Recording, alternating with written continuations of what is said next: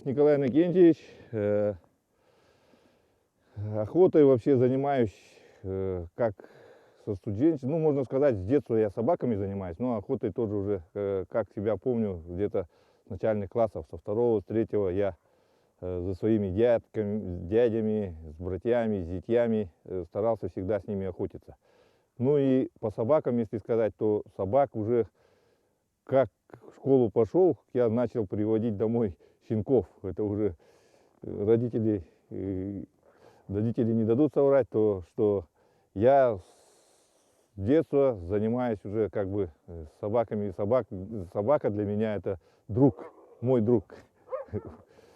Вот. Ну, в плане того, что как приобрел первую собаку, это, конечно, история. Тут рассказывать времени не хватит. Ну, по тем временам я ее купил за 50... Моя первая охотничья собака, именно охотничья, с которой я сам начал охотиться, это я ее купил за 50 рублей. Да, в советское время, по тем временам это были деньги. И те деньги, 50 рублей, я одолжил у родителей, у мамы. Мама тогда на меня плохо посмотрела, плохо сказала, куда такие деньги, на какую. Но эта собака попалась ко мне, конечно, сучка была. Я выбрал из двух щенков, кобеля и суку. И эта собака, конечно, себя очень оправдала. В дальнейшем ходя с ней на охоту, очень многому и научился, и очень много познал о собаках. Это была восточно-сибирская лайка, звали ее Дейзи, черно-белый, как раз именно наш якутский тип тоже был. Вот. С этой собакой я, конечно, очень был рад поохотиться. Она была вообще универсальная. Она и медведя мне находила, и лося, и соболятницей была, и уток сама доставала, находила. Ну, вообще собака универсал была. И впоследствии я уже старался своих собак держать, таких собак, выбраковывал, ну, таких собак. Были у меня собаки такие, которые в простонародье говорят, будто в туфельках, да, и воды боятся, и лужи боятся. Ну, таких собак я нежелательно убирал, да. А собаки должны были для меня быть, ну, представление такое, что, ну, как у нас в Якутии, это, первое, это промысел у нас пушная, да, на пушнину мы ходим, а второе, это, как бы говорят, по мясу, то есть лось, копытные, да, иногда, если собаки не боятся, и собак таких мало, которые не боятся медведя. Вот, по медведю тоже есть отдельные собаки, если тоже рассказывать.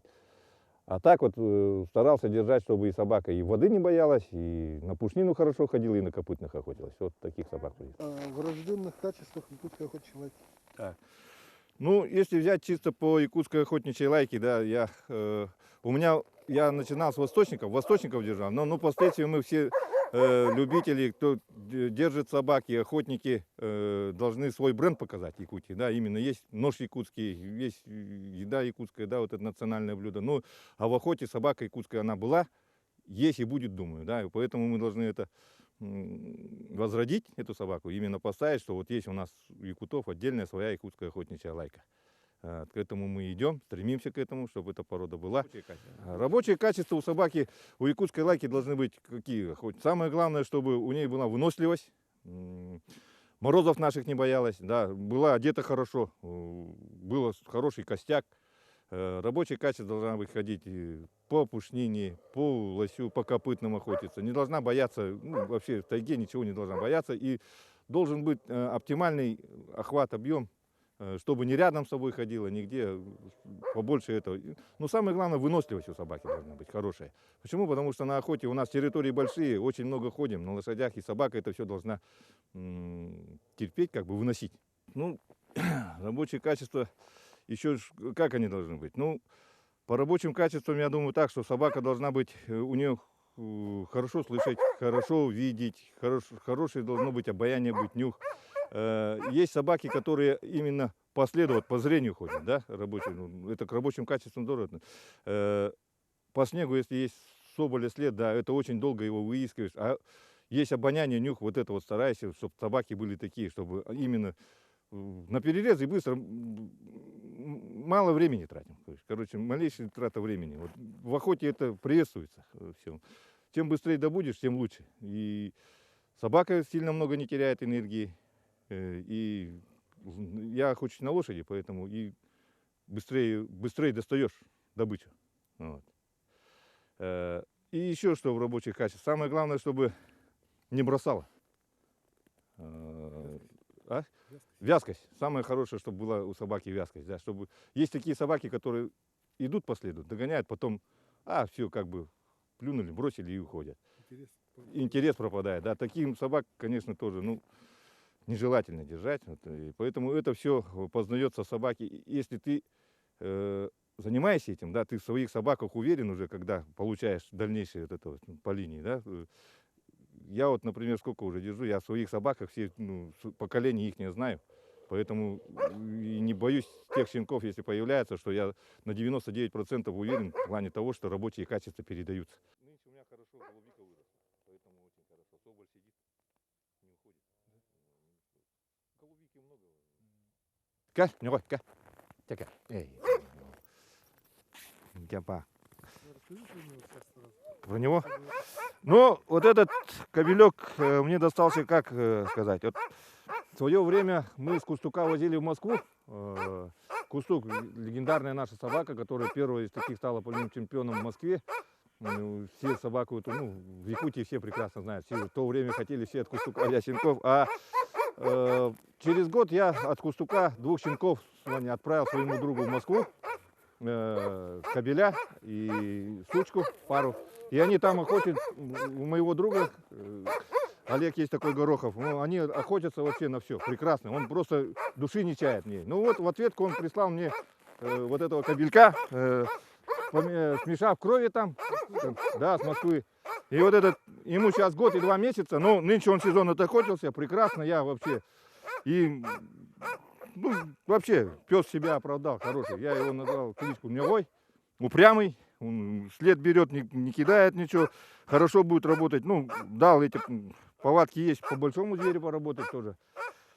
Нормально, по соболю, по пушнению работает отменно, хорошо. Характер спокойный, дружелюбный, с людьми вообще хороший. С собаками, конечно, дает себе дать. Вот, с кобелями иногда хотит подраться, мужики, поэтому, ничего. Кобель хороший, я думаю, впоследствии он хороший помет, хороший это все будет давать, щенков хороших будет давать и сам. На охоту сколько собак берешь обычно? На охоту 3. 3-4 я стараюсь всех своих собак вывозить, попеременно их таскаю, то на 100 гора. Осенью, например, если на лося, то других берешь. Есть собаки, вот старенькая, она на лося не ходит, только по пушнине работает. Вот. Поэтому вот собаки, вот эти вот 2 спокойно ходить. Этот тоже пойдет, осенью пока не был. А вот нынче, я думаю, его с осени уже тоже приучить. У него хороший поиск, поэтому даже такое случилось, что они вдвоем с молодой моей сукой тоже в тайге переночевали в погоне за изюбрами. Одну ночь пришел днем, сука пришла утром. Вот. Что делали ночью, где кого гоняли, так я и не определил. Но бегали за изюбрами ушли. Вот. Поэтому вот так вот. Он дает хорошие сам. Для меня это очень хорошие эмоции с ним. Работать очень прекрасно. Данил, на, возьми. Нет, он еще не участвовал на выставке, не был. Вот нынче поедем. Весной себя покажем. А так на выставке, когда он маленький был, я его возил щенком. Просто рядом. Ребята все подходили, щенок. Это вот окрас, его называют карамистый, но черный с подпалом, по идее, да? В простонародье черный с подпалом, карамистый. Так, народ, который не понимает, овчарка. Просто говорят, что это овчарка и все. На самом деле это карамистый окрас, хорошая восточно-сибирская лайка, хорошего среднего роста кобелек.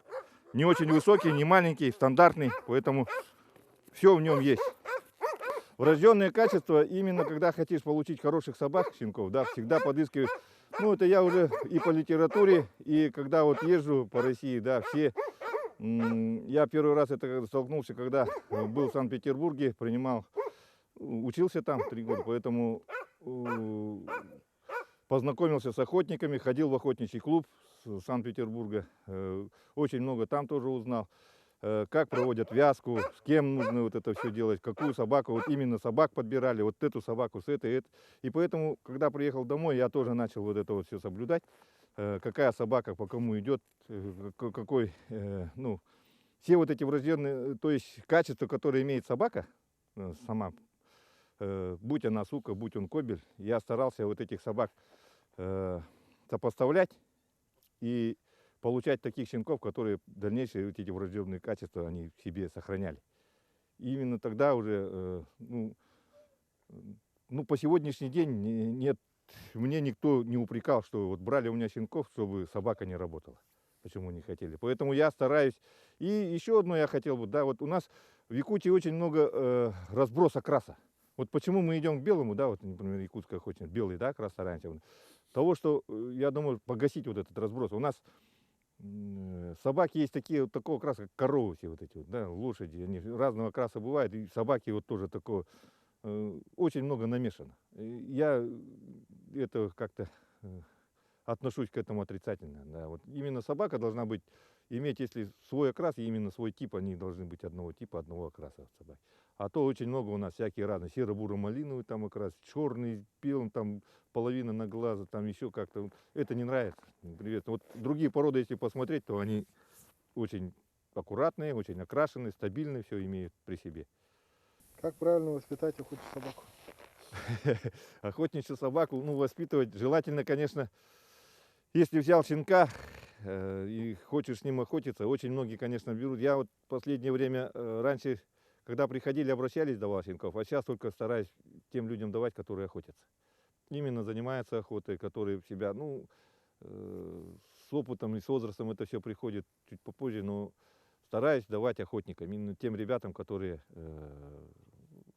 ну, Якутия маленькая, знаешь, уже общаешься много, вот на соревнованиях, на выставках с ними встречаешься, поэтому видят собак друг друга, и обмен идет, и собаку вот воспитывать именно охотничью должен человек как? Постоянно с ней гулять, часто гулять с ней, да, больше общения, каждый сезон охотиться, весной желательно, осенью быть на природе, именно уделять время для собаки. А не так, чтобы взял, я знаю таких людей, которые берут и, ну, поохотятся, им охота у них как бы на утку съездить, да. Ну, охотничья собака не для этого, там, не для уток одних только, а чтобы весной и осенью собака должна быть в лесу. Вот. Я приветствую тех людей, ну, кто деревни держит, кто на избушке, это для них вообще это положительные такие, ну, для собак, и чтобы держать собак, потом в дальнейшем разводить и смотреть все эти охотничьи повадки, намного лучше держать собаку в тайге. А для городских, ну, для городских я говорю же, вот, именно почаще гулять, почаще выгуливать, почаще с ней быть.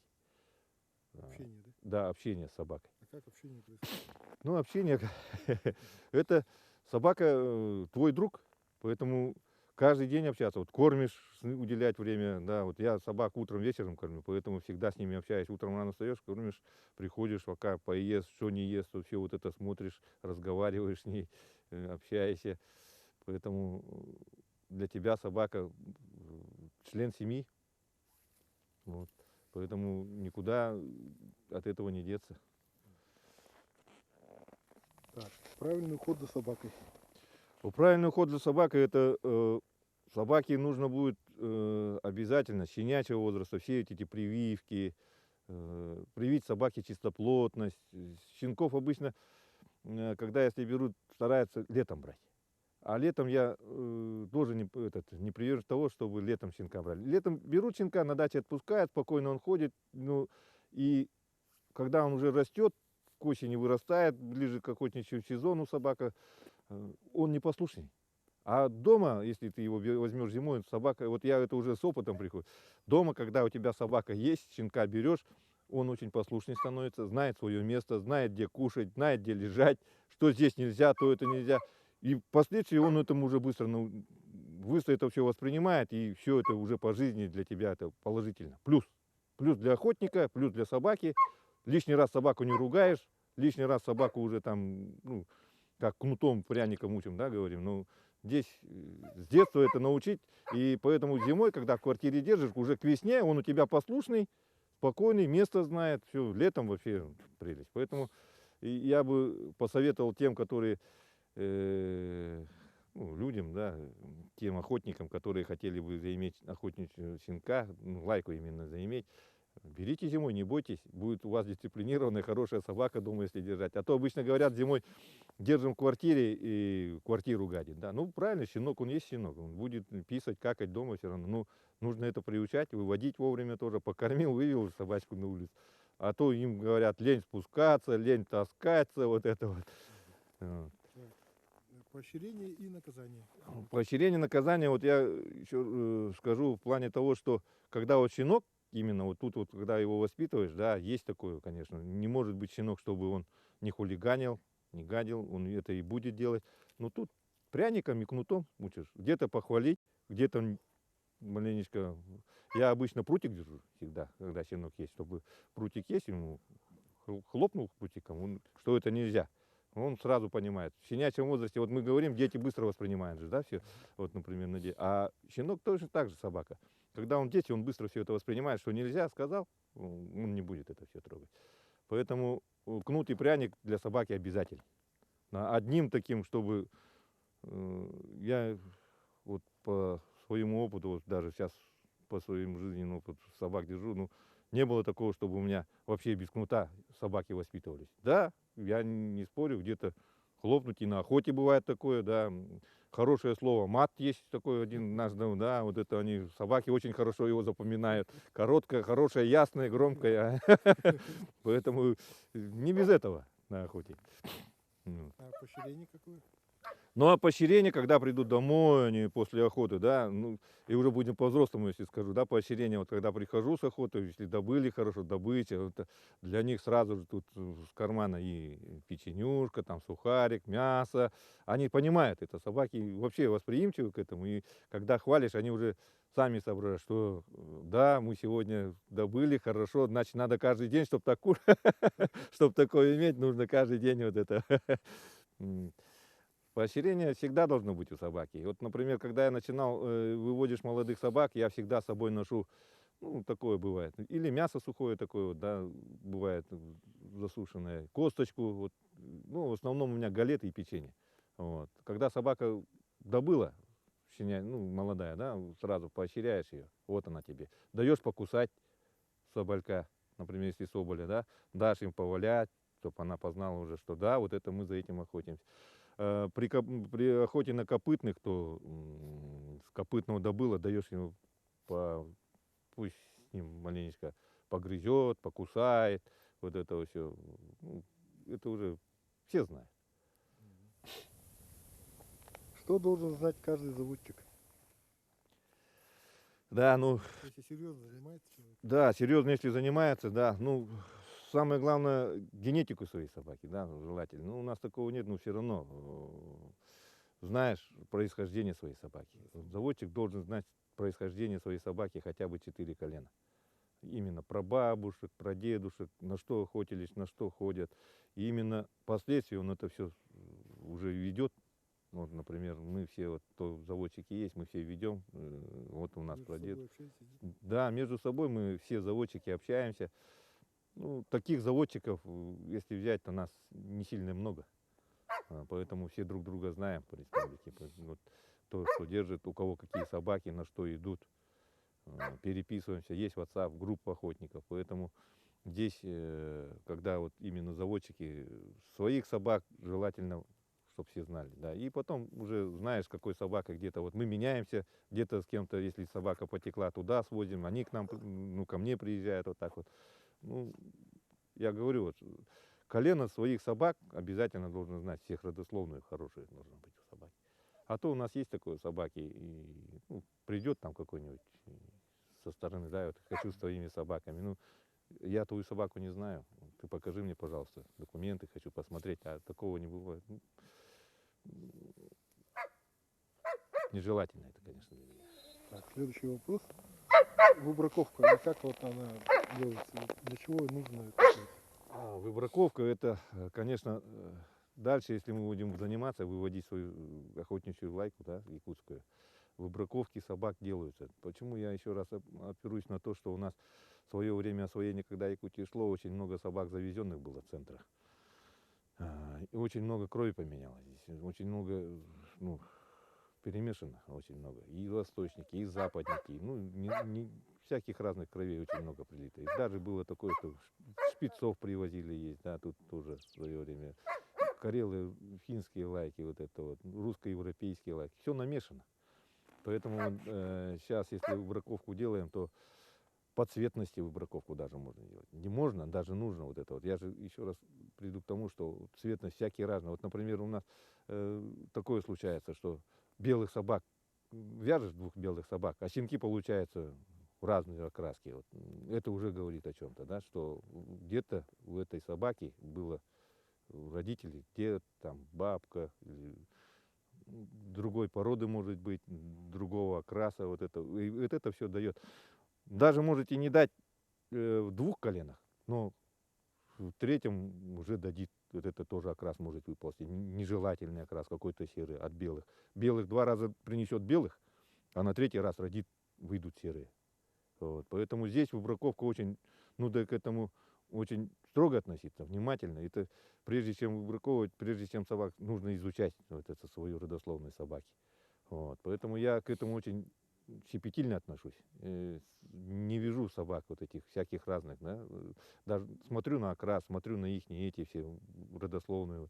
Ну, у меня свои собаки все, я вот не побоюсь сказать телевидению, что я своих собак, ну, колен 5-6 все знаю. Почему? Потому что все с родословной, откуда они взялись, откуда приехали, чьи родители, бабушки, все вот это есть. Поэтому здесь к этому нужно относиться очень щепетильно. Подготовка собак к соревнованиям.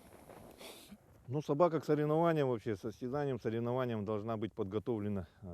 Ну, в каком плане? Ты, если за собаками смотришь, ты за собаками всегда... ну, собаки линяют, да, имеют. Вот именно у нас, когда состязания, соревнования у нас проводятся, у нас как раз весенний период, основная масса собак линяет. Вот поэтому, когда приходишь именно на выставку, вот первого дня, собаки не очень себя показывают там, в плане того, что даже на нее посмотришь, она такая вся или линяет только, или перелиняла только, или начинает линять. Но это и смотрится для зрителей, вот, например, для простого люда, да, как-то страшновато. Ну вот весной у нас всегда проводится Республиканский день охотника по постановлению, по приказу нашего Ильдархана Бориса Егора Афанасьевича. Да, каждую весну у нас отмечается День охотника именно в республике. И вот к этому как раз и приурочена выставка наших собак, состязание, выставка.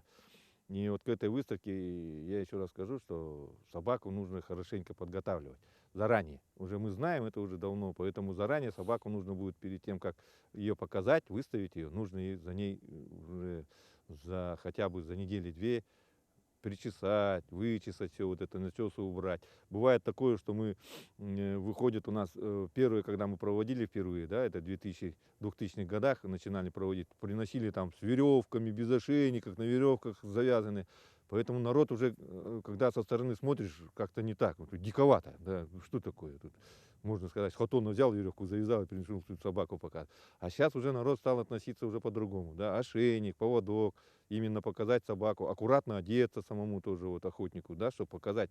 Мы это же не у себя внутри республики мы это тоже показываем, а у нас за пределы выходит. Поэтому, чтобы видели и познали наши собаки, что у нас такие собаки есть хорошие, красивые, ухоженные, что мы за ними следим. Да, каждый хороший охотник, он за своей собакой смотрит и следит. Во время вычесывает, во время все. Ну, в последнее время это очень стало так вот. А раньше вот линяет, ну линяет, перелиняет сама, да. А когда линяет собака, она, если ее не вычесываешь, ничего не делаешь, то очень долго линяет. А тут, когда вычесываешь, смотришь все за это. Есть сейчас витаминов очень много продают. Кормить, если кормишь хорошо ее тоже, она быстро линяет, быстро свой осенний, летний наряд надевает, весенний, зимний. И очень красиво смотрится собака. Это подготовки к соревнованиям обязательно. Ну и не должна быть худой. И обычно бывает, даже приносит такая собака вся исхудавшая. Весной она худеет, собака, когда на привязи сидит. Да? Если ты ее хорошо смотришь, хорошо кормишь, то хочешь показать, то она должна быть у тебя. И нормально одета, хорошо одета, это именно в виду ушной покров. И сама выглядеть достойно, аккуратно, красиво, чтобы было все вот это вот. Вот. И еще подготовка собак, да, ну не бывает такого, чтобы собаки не подрались друг другу, да, собаки незнакомые, они взрослые, всегда дерутся, там вот, и нежелательно я вот это тоже, чтобы собаки дрались, там был близкий контакт, ухо рвут, то еще что-нибудь порвут, собака в шрамах, вот именно если мы идем, стремимся к белому окрасу, то на белой собаке шрамы очень видны. чем на черных или на каких-то серых. Поэтому нежелательно, чтобы собаки близко контактировали с собой. Вот именно, чтобы не дрались, ухо не рвали, себе там вреда не наносили, именно шрамов вот этих вот. Поэтому это, когда показываем на соревнования, выводим, что все вот это охотники, хозяева должны, хозяин должен соблюдать. Вот. Ну и не выносить собаку, например, тоже на цепи, вот я еще раз упрусь, на цепи, на веревке, все вот это. Именно вот на поводке, с ошейником, нормально, хорошо. И собака должна быть послушной.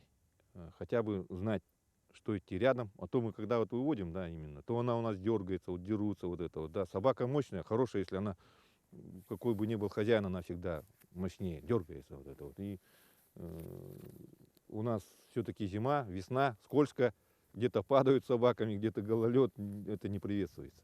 Поэтому собаку послушанию обязательно нужно учить с детства. Рядом детство вот это вот. Ну, я всегда стараюсь тоже своих собак на поводке учу, чтобы они рядом сильно не дергались. Так, про питание собак.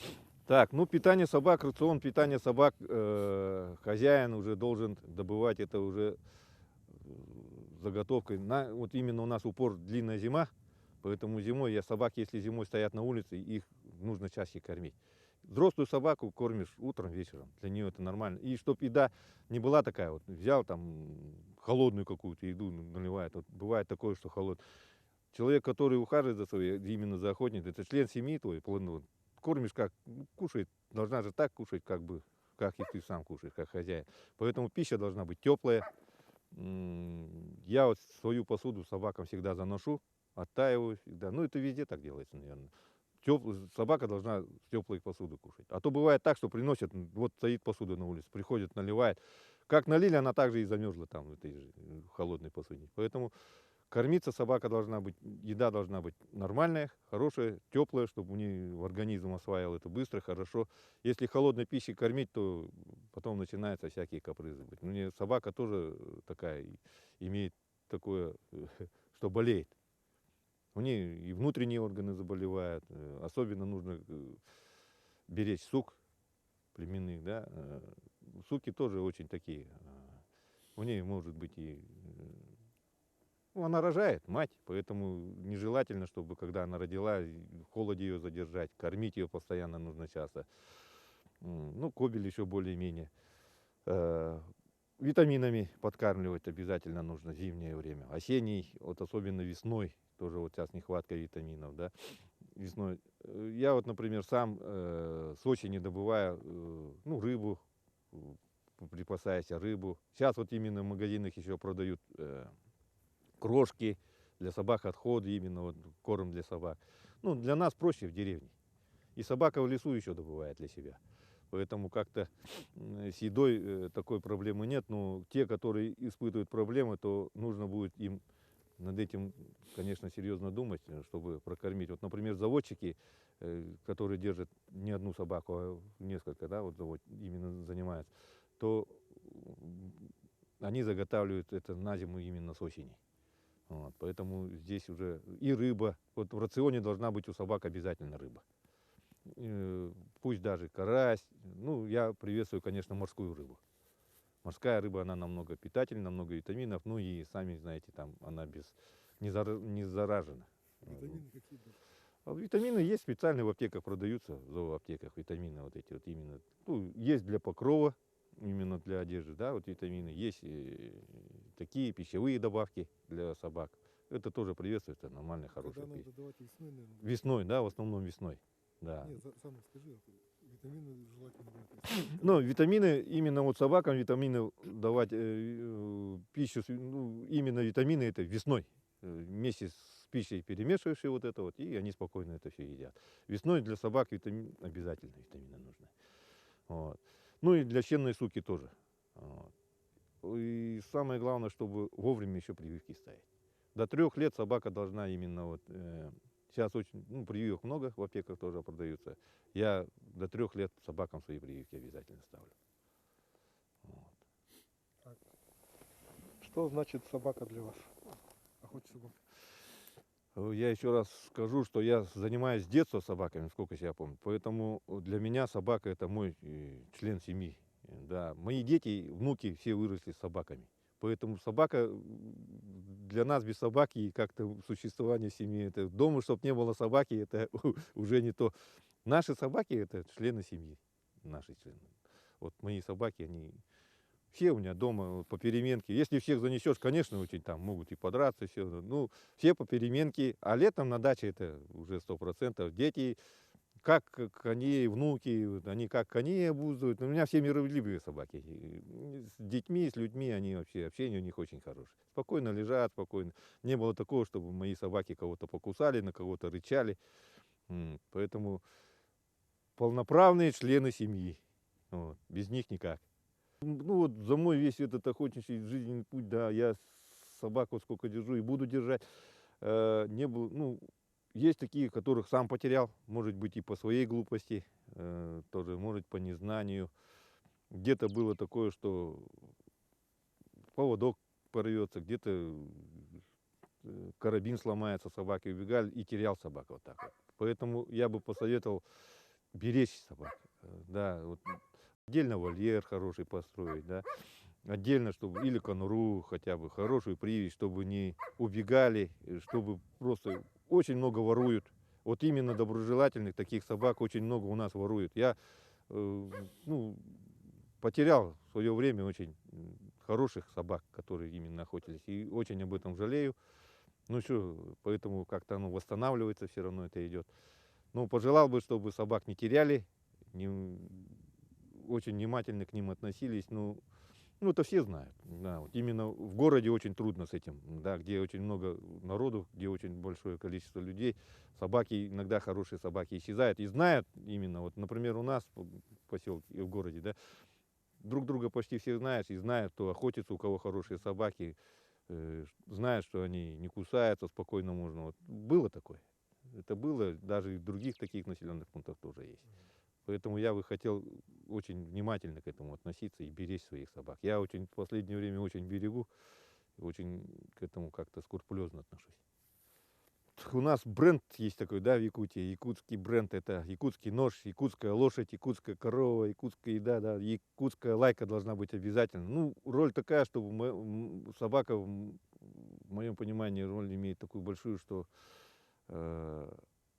ну, я сказал, как член семьи, основной добытчик в охоте для меня, она. Я без собаки, например, охотиться, ну, она охотится, а мы просто берем вот это вот, и без этого никак нельзя. Собака кормилица для нашего народа, вот именно. Она в древности даже, вот испокон веков, когда и прадеды наши, все вот эти предки занимались, они без собаки не охотились. Именно первым второстепенным собака была, как член семьи, я еще раз говорю, не повторюсь, что как член семьи, самый главный охотник именно, и берегли ее очень здорово. Почему? Потому что собака была добытчиком. Она на сегодняшний день, мы собаку держим для того, чтобы вот именно для бывать и для, ну, как бы вам сказать еще, для души. Собака для меня это для души, как мой хороший, самый верный друг. Для души она тебя и не предаст. То, что вот ты разговариваешь, она не говорит разве что по-человечески, вот и все. А так все остальное понимает, все остальное знает, что нельзя, что можно.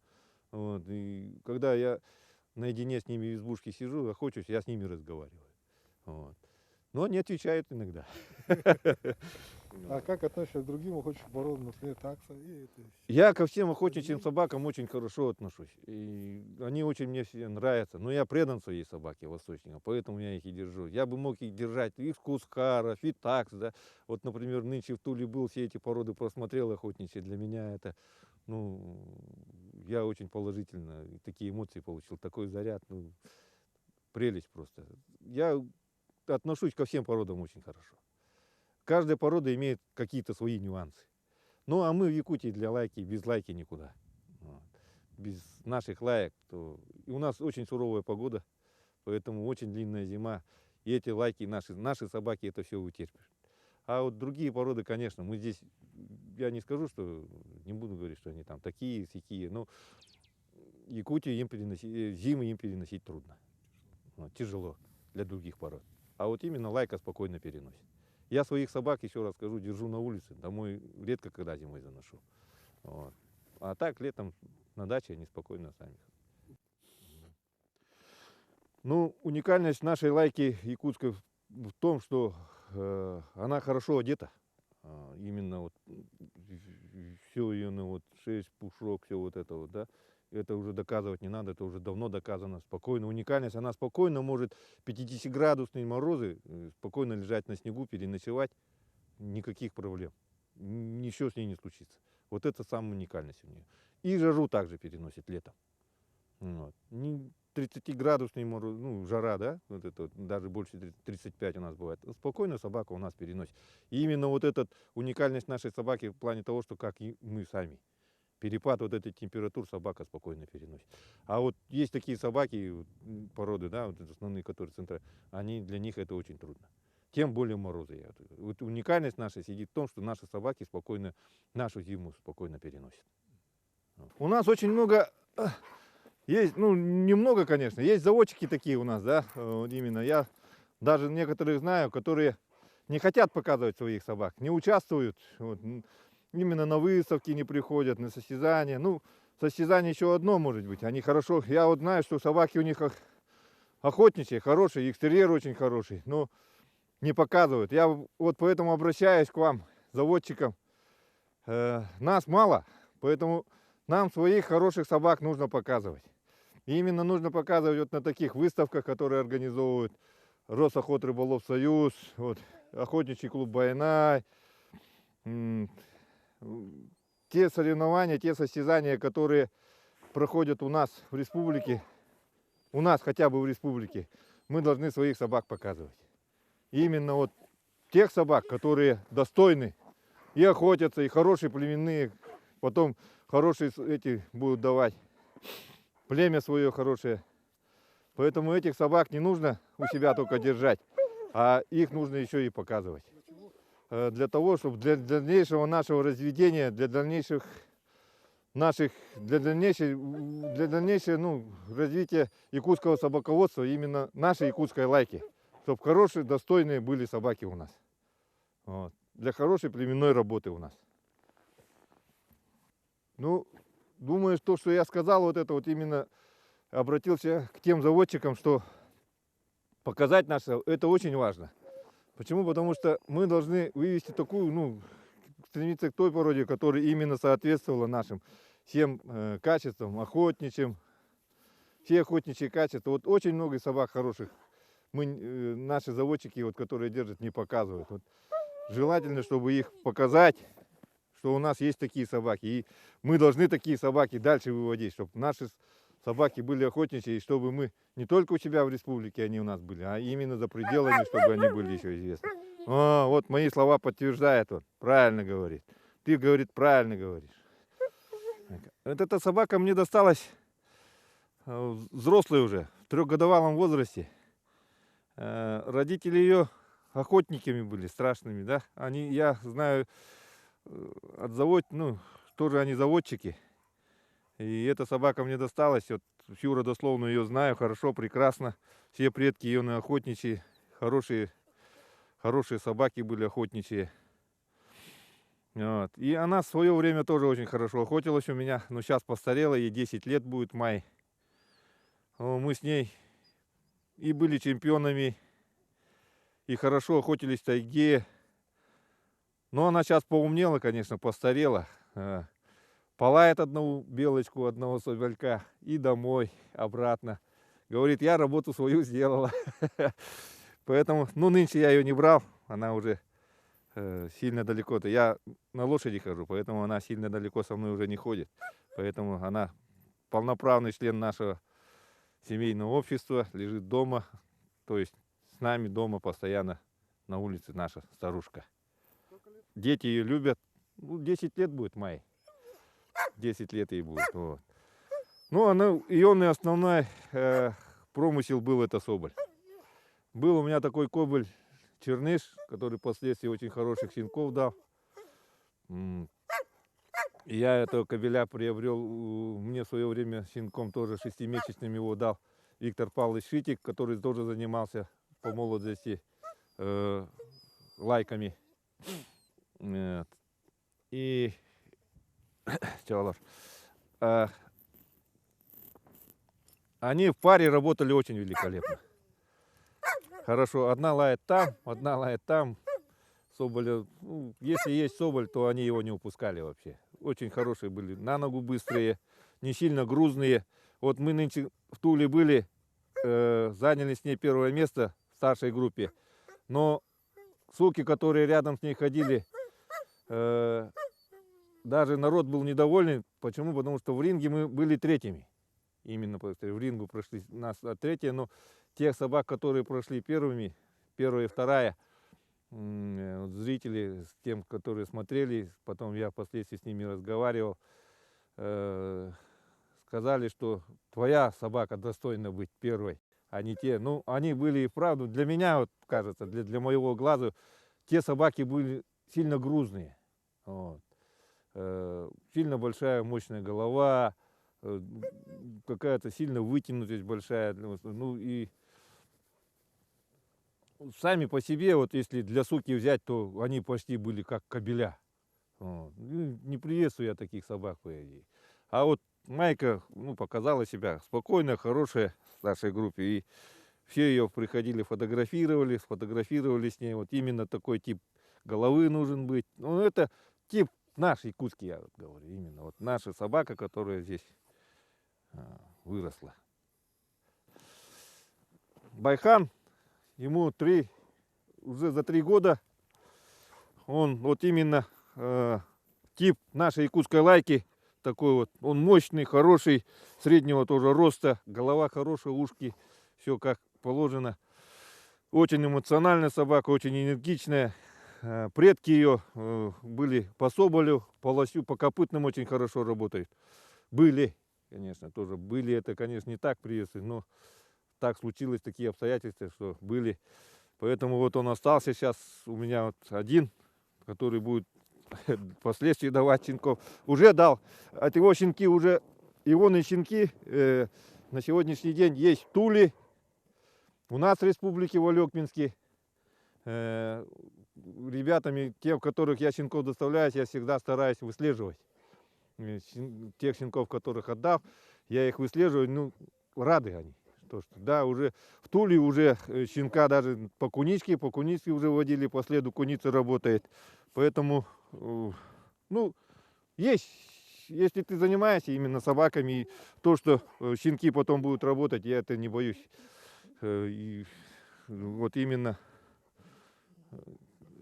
что они будут работать и охотиться, я этого уже, я еще раз говорю, 99% они будут работать. Вот. Пусть будет там пушнина, пусть будет копытные, они будут, себе дадут дать себе все равно. Самое главное, чтобы от хозяина зависит, как будет хозяин охотиться, как будет за ними ухаживать, смотреть, следить. И, ну, говорю, побольше с ними быть в тайге. Ну, этот у меня в основном работает по соболю, по тоже, ну и копытные, с ними добыто. В основном лось. Вот говорят, что лось белого цвета не боится, да, именно стоит. Да, оно так и есть, кажется. Тут он белый, под него сильно лось не убегает. Ну и самое главное, что правильно лает, что не кидаются, не бросаются. Вот они по жизни сами спокойные. Если даже с детьми спокойные, вот они и в охоте тоже такие, не такие уж сильно. Азарт у них есть хороший, да, но не такой азарт, чтобы кидаться прямо на них. А есть собаки такие, которые, ну, кидаются, гоняют, лося не останавливают. А тут, ну, да, умом, хитростью брать тоже. И вот собаки стараются, ну, смотришь, что за собаки такие. Умненькие, хитренькие, спокойно дают о себе знать, полаять, не гоняют его. Поэтому интеллект, ум у собаки должен быть обязательно. А не только что там это, лаять там. Ну, есть врожденный, да, вот такой, да. Ну и с детства уже тоже нужно интеллект, как бы, если больше общаешься, он сам у собаки этот есть, он сидит, и он уже как бы тоже развивается вот этот. Спокойно, нужно аккуратно, никакой этой, не нужно тут нервничать, как бы, да, нервировать не надо. Обычно бывает у молодых такая собака, нервозность, вот это все. А если ты с ними общаешься и больше, когда собаки общаются с друг другом, вот так вот, например, если заводчики держат, то в основном вот у меня собаки между собой не дерутся. Вот мои собаки между собой стараются, не дерутся. И развиваешь вот это, чтобы не дрались. Они знают того, что вот это. А потом впоследствии уже все это, оно даже и потом и передается. Вот. Ну, правильно, правильно. Вот. А так воды не боятся, спокойно плавают, воды, спокойно по воде бегают, спокойно, спокойно загоняют зверя, спокойно догоняют. Вот, самое главное, чтобы добытый зверь был быстро добыт. Да, сильно времени не тратить. Бывают такие, конечно, и соболь бывает, и лось, который не стоит, убегает, но здесь уже, я еще раз говорю, интеллект и ум собаки работает, вот это все. Ну, все взаимосвязано. И, ну, охотник, она уже знает тебя, на что мы идем, на что охотимся. Вот даже собаки должны чувствовать здесь, как у нас по времени года меняется, все 4 времени года. Например, если идешь на утку, вот первая собака у меня очень хорошо знала, вот эта, которая была у меня первая охота. Она очень хорошо знала, весной, если мы охотимся, то идем на утку, значит на утку мы идем. Все, мы охотимся на утку. Осенью на копытных перед снегом. На соболя идем, снег выпал, значит идем на соболя. Все, остальное другое уже как-то по боку. Вот такие собаки, надо это все учить, прививать собакам. Да, они уже сами знают, что это.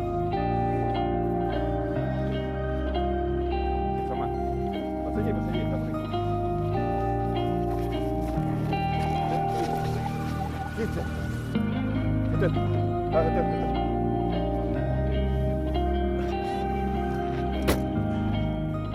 Ну, если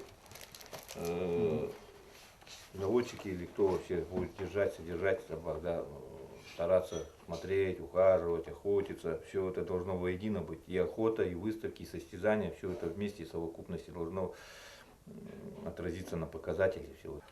Добьется результата. Любые результаты. Где-то будет все равно, собака его будет уже видна, будут о ней знать, смотреть. В любом журнале не нужно стесняться выступать, не нужно нигде свою собаку не прятать, нужно показывать, выступать, печататься.